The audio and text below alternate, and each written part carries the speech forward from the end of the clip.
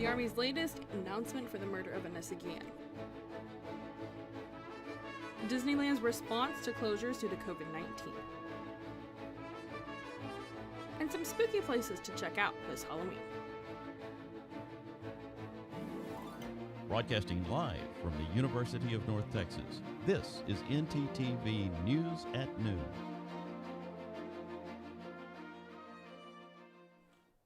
Thanks for joining us on ntTV News at Noon. I'm Cami Farrell. Yesterday, the Army declared that the death of Vanessa Guillen was in the line of duty. That designation means that the family of the murdered Fort Hood Army specialist will receive compensation like life insurance and final pay. In the past, Guillen's family has voiced their frustration with the Army's response to her disappearance at Fort Hood. The 20-year-old was beat to death by fellow soldier Aaron David Robinson in April. Guillen's family said she planned to file a harassment complaint against Robinson, who later took his life. Last month, a bipartisan bill was named after Guillen and introduced into Congress to make sexual harassment a crime in the military. Voting lines continue to stay long in the DFW area. Voters are turning out in record numbers across the state, and Denton County is no exception. Nearly 36% of all registered voters in Denton County have already cast their ballots. 25% in Tarrant County and 24% in Dallas have also cast their ballots.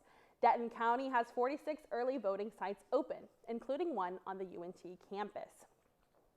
Even though early voting ends October 30th, the great weather here in North Texas has definitely made standing in those long lines a little easier.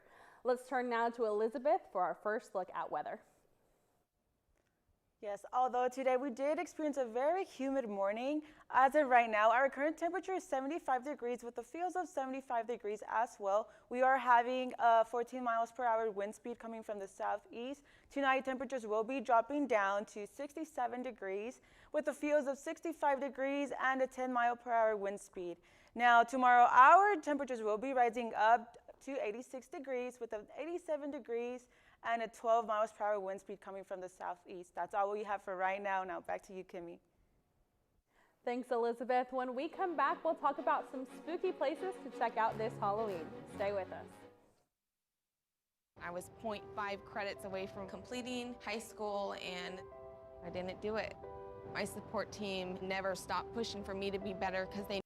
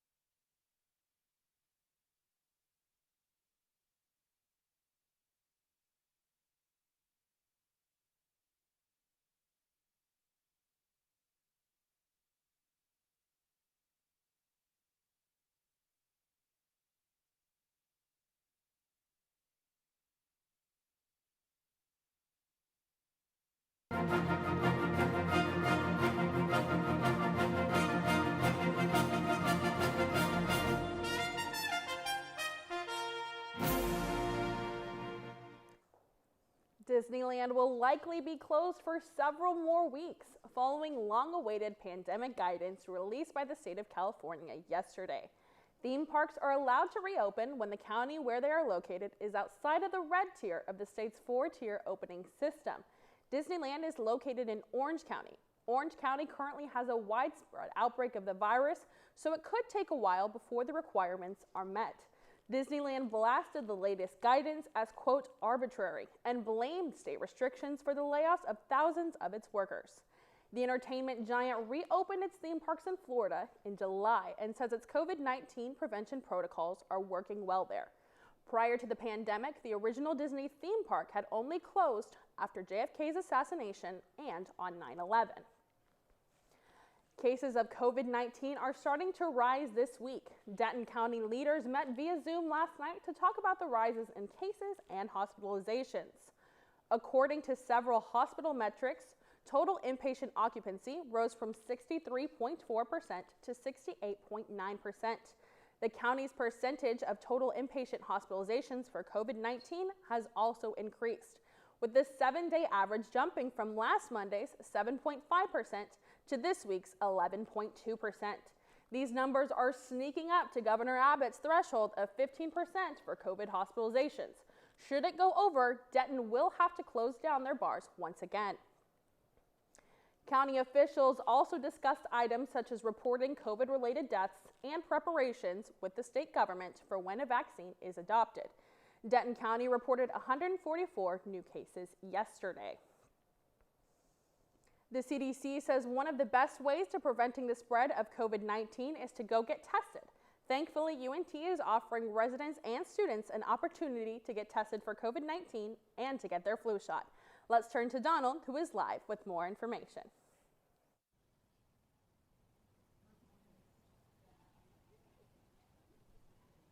Thanks, Cammie. Like you said earlier, the UNT Student Health and Wellness Center is offering free flu shots and COVID-19 testing for UNT students this week. Earlier today, mobile clinics were at Willis Library offering testing and vaccines. The mobile clinics will be open to students today from 1:30 to 3 p.m. in room 394 of the Union. Tomorrow, students in the Maple and Joe Green resident halls will be able to get tested. This will only be available for students living in the residence due to social distancing rules. UNT's faculty and staff can also visit the mobile clinic, but would have to pay $22. That's all I have for y'all. Back to you at the desk. Thanks, Donald. That Texas heat came out of nowhere the past few days. After Monday's cold morning, let's turn now to Elizabeth to see what we can expect.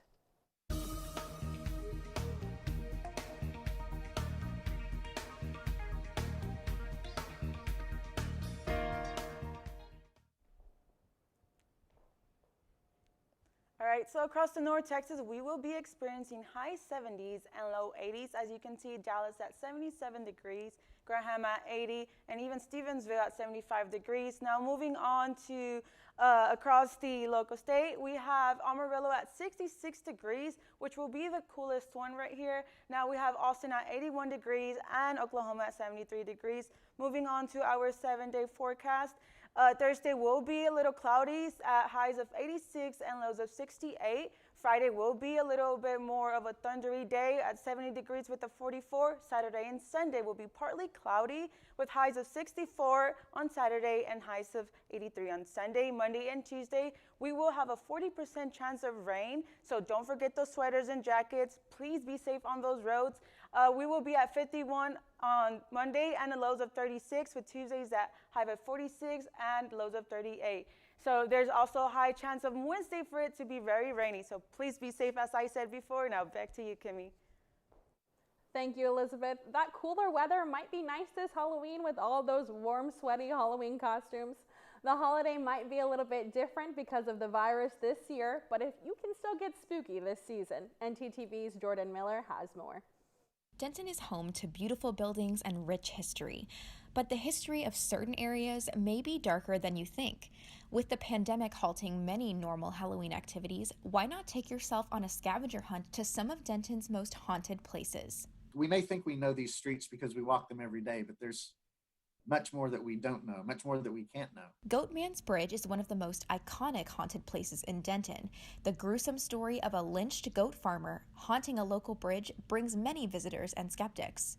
There's always been long-standing tales about the goat man. There's been plenty of reports of lots of supernatural activity. People will see glowing eyes, they'll hear hooves in the darkness. There's also reports of just lots of super strange activity, sounds and things.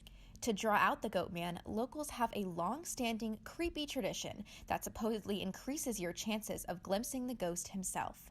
If you go to the bridge and you knock 3 times on the metal trusses of the bridge, that supposedly summons the goat man. The bridge isn't the only haunted place you can visit in Denton. A little closer to home and much bigger is the courthouse on the square. Downstairs where the old holding cells were, that there's some presence that lurks down there. With John B. Denton's gravesite right nearby, the courthouse is said to house many spirits, and sometimes people are even able to see them. When I would lead the tours on the, around the courthouse square there, every so often someone would say, I saw something up in the bell tower, right? I saw something moving around up there. Sean says he tells these intriguing stories because even if the ghosts aren't real, what they represent can be a helpful reminder of the past. They help to remind us of things that we've maybe forgotten too much. With so many ghosts lurking around Denton, it's hard to feel lonely. And whether you believe in vengeful spirits or not, Denton's history is full of interesting stories and strange places to visit. And who knows, maybe you'll spot a ghost the next time you're on the square. For more information on what you can look forward to this Halloween in Denton, be sure to check out Denton Connection, Friday, October 30th at 6:30 p.m. Now let's check out a little bit more about our Mean Green sports teams. Let's turn it to our sports anchor, Jasmine Clark. Jasmine? Coming up, I'll fill you in on which Mean Green player was named National Player of the Week, as well as the update on Game 1 of the World Series. Stay with us.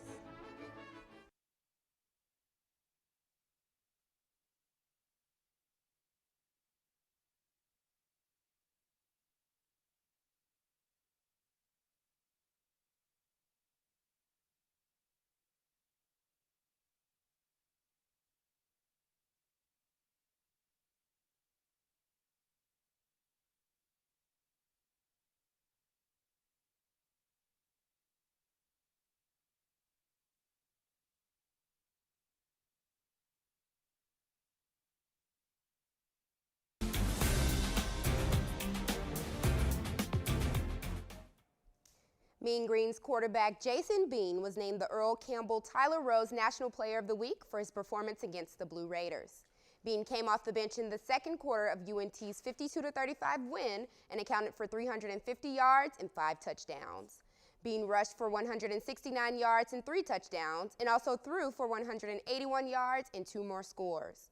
Bean was named Conference USA's Offensive Player of the Week following his performance that altered the state of what has been an intriguing quarterback competition between him and Austin Ani.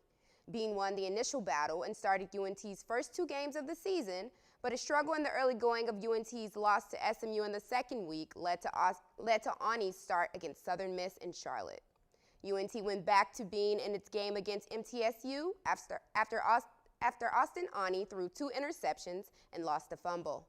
Bean was ready for the opportunity and rallied UNT from a 14-point deficit for the win. The Los Angeles Dodgers defeated the Tampa Bay Rays by an 8-3 score in Game 1 of the World Series.